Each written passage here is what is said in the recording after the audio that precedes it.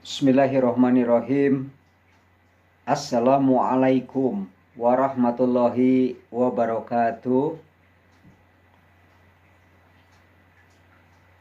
Anak-anak sekalian yang dirahmati Allah Subhanahu wa taala, selamat berjumpa kembali dengan Bapak selaku guru Mapel PAI kelas 8.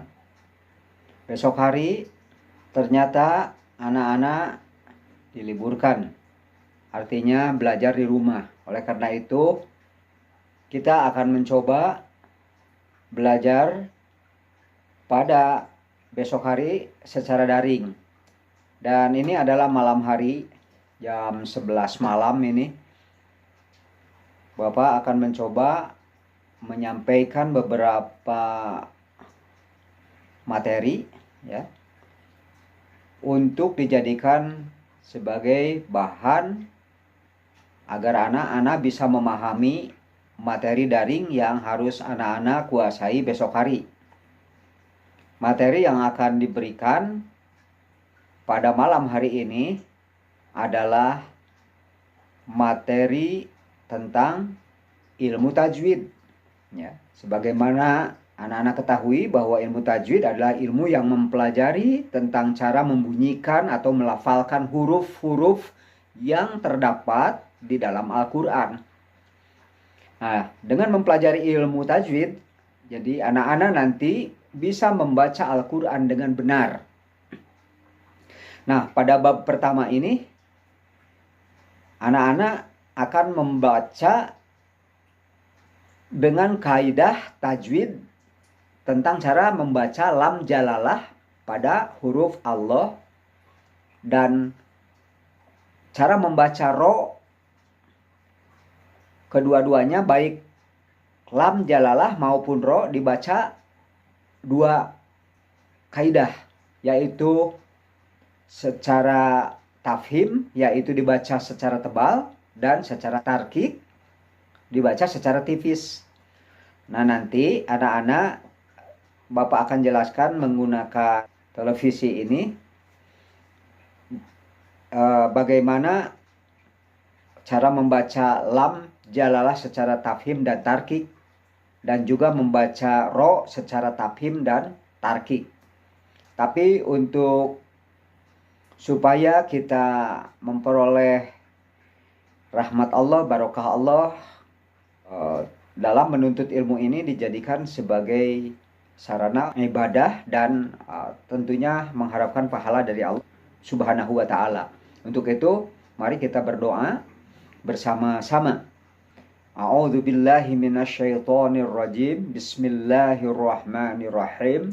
Raditu billahi robba wa bil islami dina wa bi Muhammadin nabiyya wa rasula. Rabbi jidni ilma warzuqni fahma. Amin. Mari untuk selanjutnya anak-anak perhatikan pelajaran berikut. Anak-anak dipersilahkan untuk membuka buku paket pendidikan agama Islam dan budi pekerti kelas 8, dan materi kali ini kita akan membahas halaman 6, Tolab al-ilmi. Dipersilahkan untuk dipahami dan sama-sama dikaji penjelasannya. Nomor 1, belajar membaca Al-Quran dengan fasih.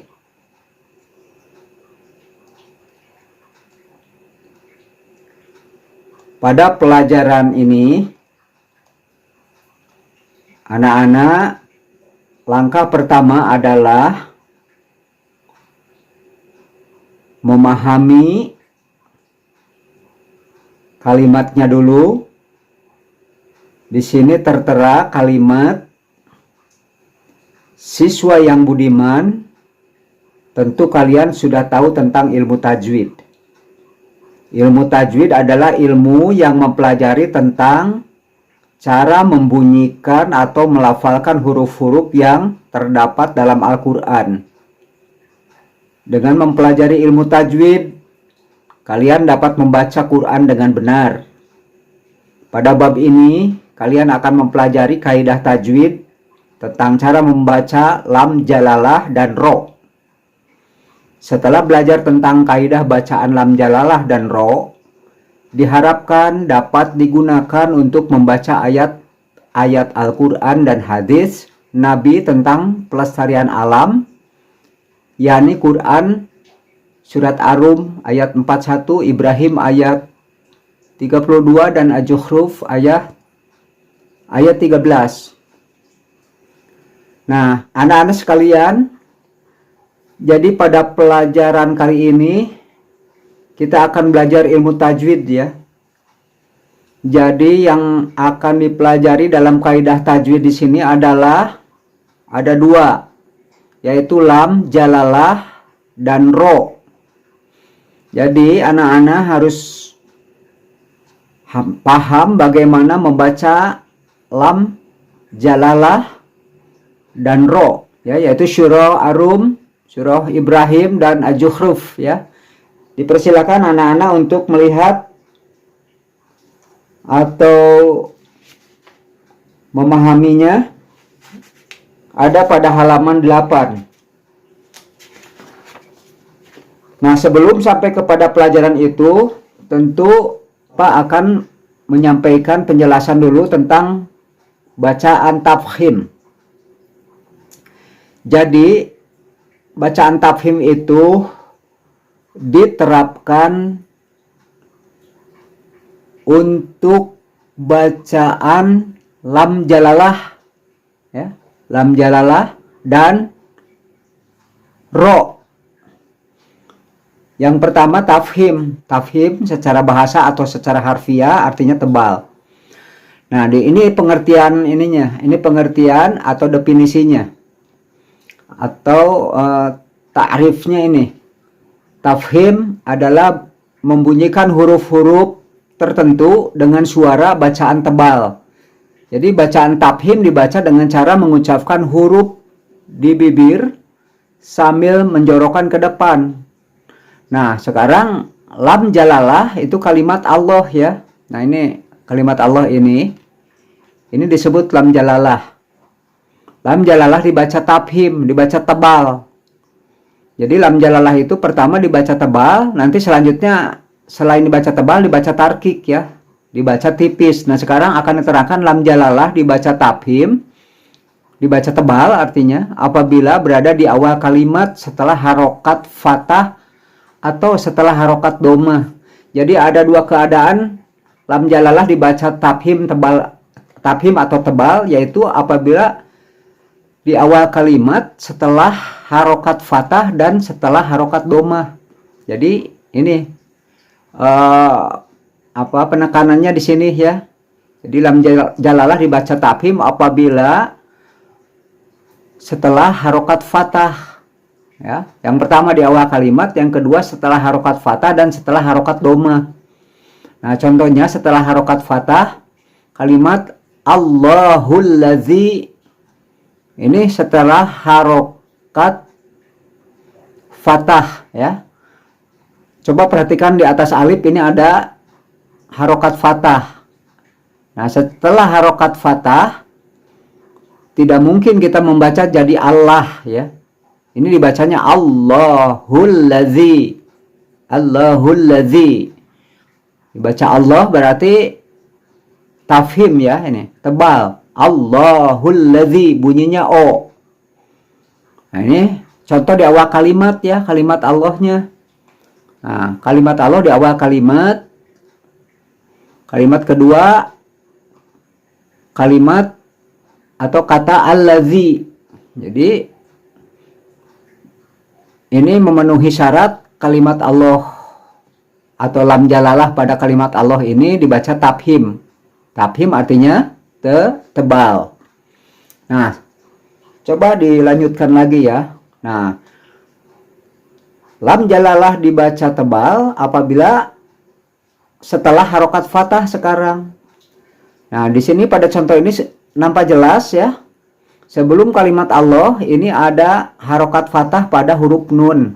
Subhana, nah ya. Subhanallahi.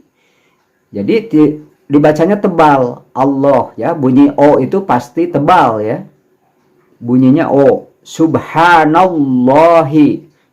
Kita tidak bisa membaca subhanallahi. Sebab kalau subhanallahi itu bukan tafkhim atau tebal, tapi tarkik. Artinya tipis. Subhanallahi. Nah, lalu lam jalalah pada kalimat Allah ini dibaca juga domah, yaitu setelah huruf domah. Mana huruf domahnya? Nah ini di atas ta marbutoh itu ada domah. Sholatullahi. Jadi tidak bisa membaca sholatullahi. Sholatullahi. Nah itu adalah pengertian atau kaidah tajwid atau kaidah bacaan lam jalalah pada huruf Allah ya. Kaidah membaca huruf tajwid lam jalalah secara tebal ya. Nah sekarang bacaan tarkik. Bacaan tarkik ini kebalikan dari tafhim. Tarkik artinya tipis, kalau tafhim artinya tebal. Nah tadi kita sudah membahas bacaan tafhim atau tebal. Sekarang kita akan membahas bacaan tarkik artinya tipis secara harfiah. Nah ini definisinya lengkapnya ini ya. Tarkik adalah membunyikan huruf tertentu dengan suara atau bacaan tipis. Bacaan tarkik dibaca dengan cara mengucapkan huruf di bibir agak mundur sedikit dan tampak agak meringis. Jadi posisi bibir itu agak mundur sedikit. Kalau pada bacaan tafhim justru mulut itu ke depan sedikit. Allah ya. Pada kalimat subhanallah contohnya. Subhanallah. Jadi mulut kita atau bibir kita ya ke depan. Demikian pula pada kalimat sholatullahi. Mulut kita atau bibir kita ke depan. Nah kalau pada tarkik bacaan tipis, huruf di bibir ini agak meringis ya. Agak sedikit mundur.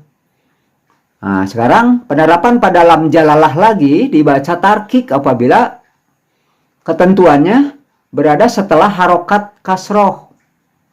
Nah, contoh kasroh itu ini pada huruf mim di bawahnya itu ada baris kasroh. Jadi membacanya bismillahi. Tidak membaca bismillahi seperti pada tafhim di atas atau tadi yang sudah diterangkan oleh Bapak. Tapi di sini membacanya bismillahi, bukan bismillahi. Karena sebelum lam jalalah ini, kalimat Allah lam jalalah itu ada baris, sebelumnya ada baris kasroh atau JR ya disebut juga. Nah Ananda, itu sudah Bapak jelaskan penerapan tafhim dan tarkik pada kalimat Allah atau lam jalalah. Nah, sebagaimana lam jalalah pada huruf ro juga bisa dibaca tafhim ataupun tarkik. Nah, sekarang bukan hanya pada kalimat Allah anak-anak dibaca tafhim dan tarkik itu, juga dibaca pada huruf ro ya, ro ya. Nah, ini penjelasannya. A. Huruf ro dibaca tafhim apabila berharokat fathah, domah, sukun. Ya, jadi patah, domah, sukun.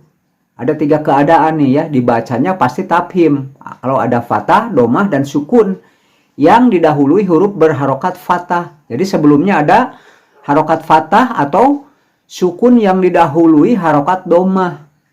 Nah, sekarang ini contoh-contohnya ya. Berharokat fathah itu dibaca tafhim, tebal. Nah, berharokat fathah di atas ro-nya. Di atas huruf ro ada harokat fathah. Jadi membacanya zoharo. Zoharo. Ro-nya tebal ya terdengarnya. Zoharo. Zoharo. Ya. Nah, kemudian berharokat domah. Nah, ini di atas ro ada domah ya. Nasrullahi. Nasrullahi. Mengucapkan ru-nya itu jelas ya. Nasrullahi. Tidak nasrul. Tidak nasrullahi. Tidak nasrullahi. Ro-nya itu tipis kan. Nah, ini tebal ini. Nasrullahi. Ro-nya bibirnya meringis ke depan. Bibirnya agak menjulur ke depan gitu ya. Karena kita sedang membaca tafhim ya. Jadi tafhim ini pertama di atas ro itu fathah, yang kedua domah atau sukun ini.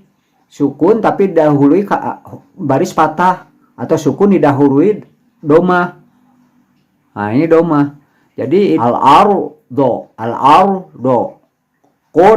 Kurbatan, kurbah, urbah. Ya, jadi terdengar sekali huruf ro-nya ya, itu tafhim. Nah, sekarang huruf ro dibaca tarkik apabila berharokat kasroh atau sukun.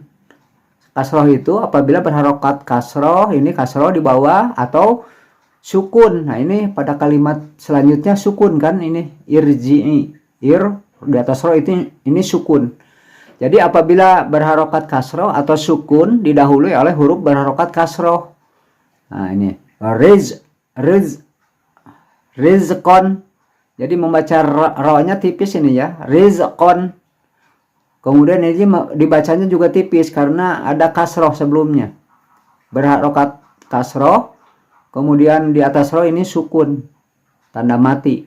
Irji'i, irji'i, irji'i. Nah, ini tipis dua-duanya atau tarkik. Nah, ini penjelasan selanjutnya anak-anak coba dilihat setelah membaca kaidah tajwid tentang lam, jalalah dan ro. Tentu kini kalian sudah memahami cara membacanya. Nah, sekarang praktekkan membaca Quran surat Ar-Rum ayat 41, Ibrahim, surah Ibrahim ayat 32 dan surah Az-Zukhruf ayat 13. Ya. Coba kita baca bersama-sama. A'udzu billahi minasyaitonir rajim. Bismillahirrahmanirrahim. Zuharal fasadu fil barri wal bahri bima kasabat aydin nas. Bima kasabat aydin nasi liyuziqahum ba'dalladzi amilu la'allahum yarji'un. Anak-anak pasti dengar ya bacaan Bapak ya. Membaca zuharo, ro ini apakah huruf tebal apa tipis. Kemudian ro fil barri wal bahri, ada dua ro ini pada barri dan bahri, apakah ro tebal atau tafhim, apakah tafhim apa tarkik. Bima kasabat aydin nasi liyuziqahum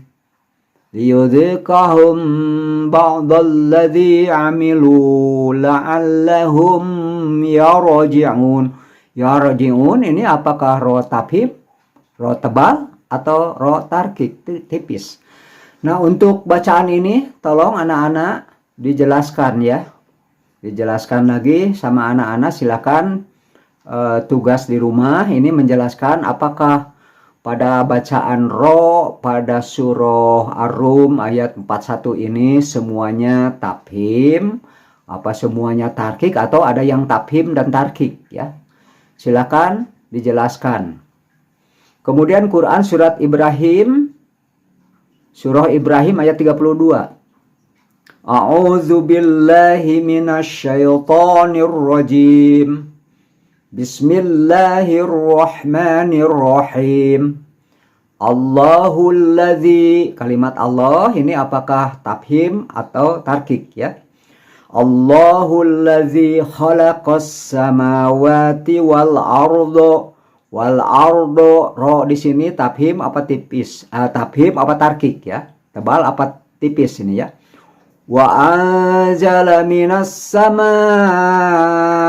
ma'an fa akhraja juga di sini ada ro tebal, ro tipis, silahkan ya.